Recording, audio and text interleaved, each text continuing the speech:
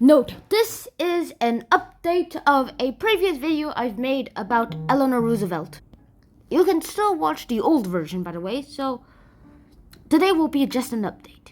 And let's get started, because today we will be talking about Eleanor Roosevelt. Oh, and I should mention, before we continue, the name Anna Eleanor Roosevelt will appear twice in this episode.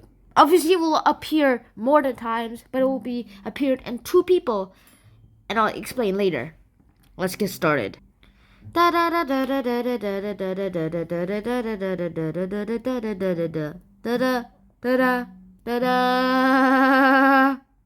Eleanor Roosevelt. Anna Eleanor Roosevelt. Infection. Oh no, must contain. Alright, hi guys, and welcome to a new episode on the channel. Let me just contain the notes for a minute. Great, so let's get started. Today we will be talking about Anna Eleanor Roosevelt. So that is one of the best things of this episode that I could even talk about. So many things have happened since the last episode we made about Eleanor Roosevelt, but sure enough, the information there was pretty accurate, but wasn't as accurate as will be in this episode. Let's get on with it. So, Anna Eleanor Roosevelt was born on October 11th of 1884, and that is one of the best things possible that could even happen at this time of age. Eleanor Roosevelt was nicknamed the First Lady of the World. And when was she born? She was born in a place that I actually visited about I think it was 3 years ago. Manhattan, New York City. Okay, I'm just gonna risk it. Yes. Great. Eleanor Roosevelt, the First Lady of the World, she did a great job in doing a lot of things.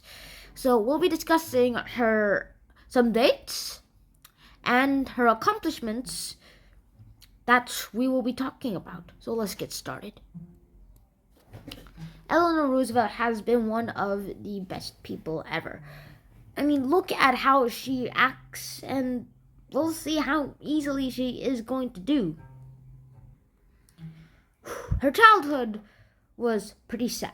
But first of all, let me tell you her parents. This is the Roosevelt family tree, and we can see Theodore Roosevelt, Anna Eleanor Roosevelt, and Franklin Delano Roosevelt written right on there. So let's just see who her parents are. Her parents were Elliot Roosevelt and Anna Hall Roosevelt, which kind of makes sense, and that interprets her name, Anna Eleanor Roosevelt. She had two brothers, Hall and Eleanor Jr.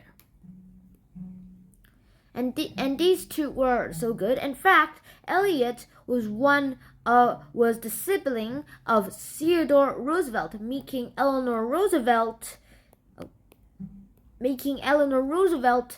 niece of Theodore Roosevelt. Now here, let me just outline the connection. Here you go. This is their brothers, and now that that's over, now let's just show you the connection with Anna. See? Brother to daughter. It's still awesome. So, Theodore was one of Anna's uncles. And then, Franklin Delano Roosevelt is fifth cousins with Teddy Roosevelt. Now, let me tell you why. Now, let's delete the highlights between Anna and Theodore. So if we go back enough generations, so let's start with Teddy. 1, 2, 3, 4, 5. Then we come to the common ancestor between Franklin Delano and Theodore Roosevelt. In fact, let's just go there. So that's his. So that is, we're going to Sarah Delano's version. So let's go there. And if we go from here, 1, 2, 1, 2, 3, 4, 5. Then we get to the 5th. If we go back 5 generations, we get to Nicholas, which is also if you go back generations from Teddy Roosevelt family, you also get Nicholas. So this makes Theodore and Franklin Delano 5th cousins. And Anna Eleanor Roosevelt is not just and this proves that Eleanor Roosevelt is not just a Roosevelt by marriage, but by birth. And now let me tell you some interesting facts. Just some sad but interesting facts about her parents. Anna Hall died when Anna Eleanor was just 8 years old. And then her father Elliot died when Anna Eleanor was just 10 years old because of alcoholism. He suicided because of some thing that at my school we would call emotional damage. Yeah, that's exactly how we say it at my school. And this is her childhood photograph. There is so much to actually talk about here. I wasted too much time talking about the connection between Theodore, Anna, and FDR, so let's just go quick. Now, this is Anna Eleanor Roosevelt at an early age. This is probably when she went to be raised by the Livingston family, which is, yes, somehow related to the Roosevelts. At the age of 14, in 1899, this is a photograph of her at school from 14 years old. She was sent to a boarding school in Allenswood of Wimbledon, London, England. And the school teacher there, actually, let me show you a photo of her. Here you go. Her name was Marie Sylvestre. I'm pretty sure I butchered that there.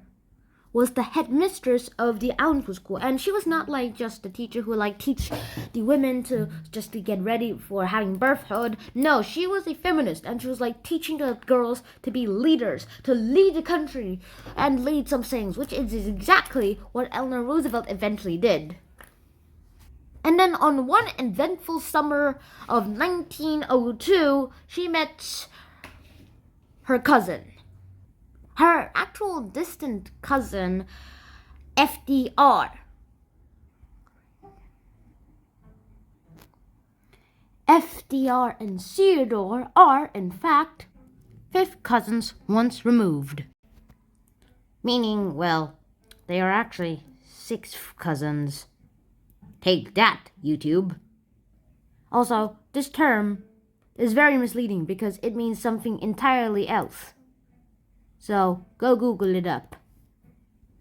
Now, back to FDR. FDR was Eleanor's cousin, and he was pretty good. He was hothead, he was handsome and stuff.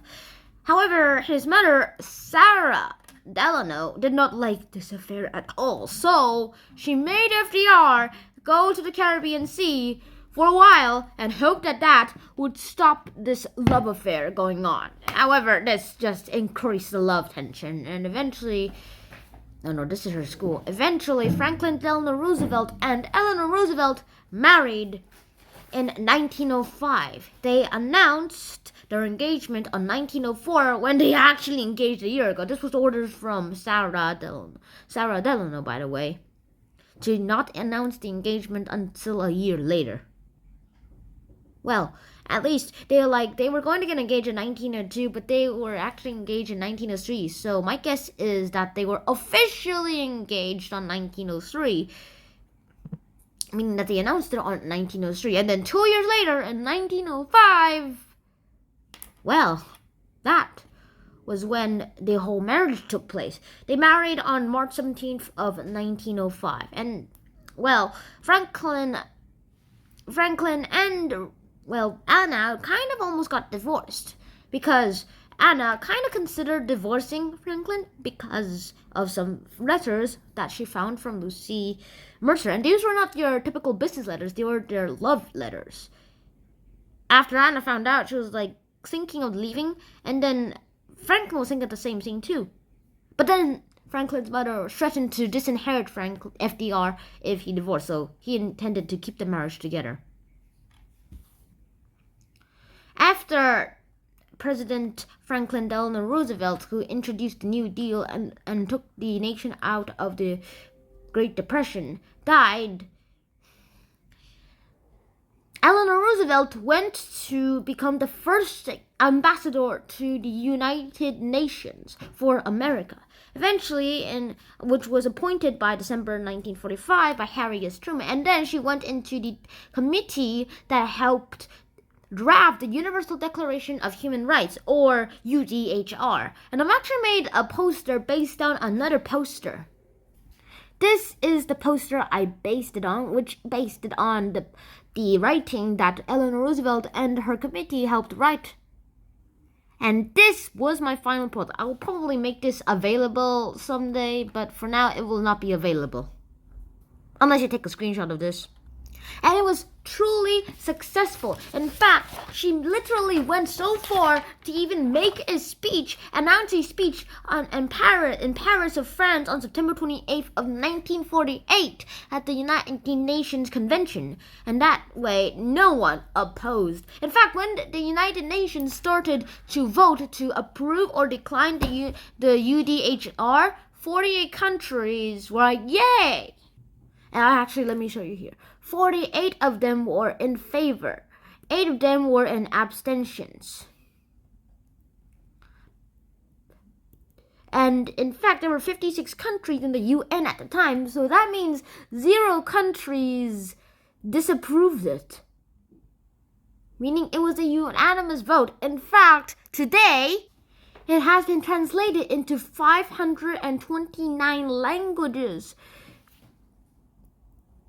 including English, Chinese, French,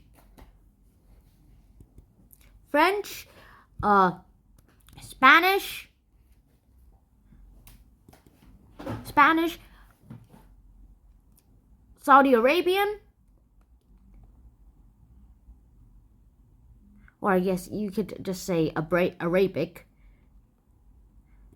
Korean, Japanese, and another hundreds of languages. And there's so much. So if you ever go to a country and want to read the UDHR, you don't just have to learn English or some other language that's easier for you to understand.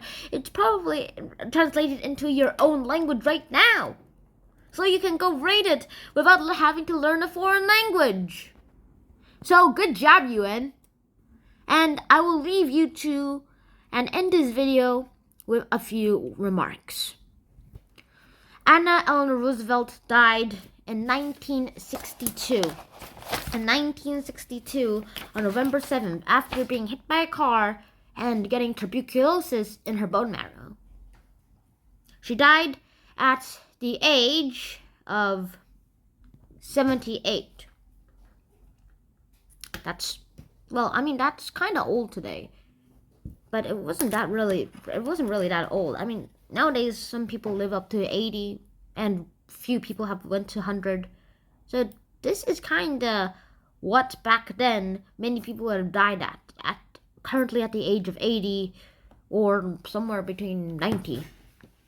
Nowadays almost everyone could live all the way to the age of 100, so everyone would at least see a new century. So I would like to end this video with the beginning of Anna Eleanor Roosevelt's speech to the United States, to the United Nations for the struggle for human rights. Redo. I will just be showing you a clip from the struggle for human rights speech. I couldn't find the beginning part. I'm very glad to be able to take part in this celebration in St. Louis on Human Rights Day. Ever since the Declaration of Human Rights, the Universal Declaration of Human Rights, was passed in Paris in 1948 on December the 10th, we have fostered the observance of this day not only in the United States, but throughout the world. So, I hope you guys enjoyed this episode of an updated version of the Eleanor Roosevelt Dark Shot. So I hope to see you guys in the next episode. Shannon out. Peace.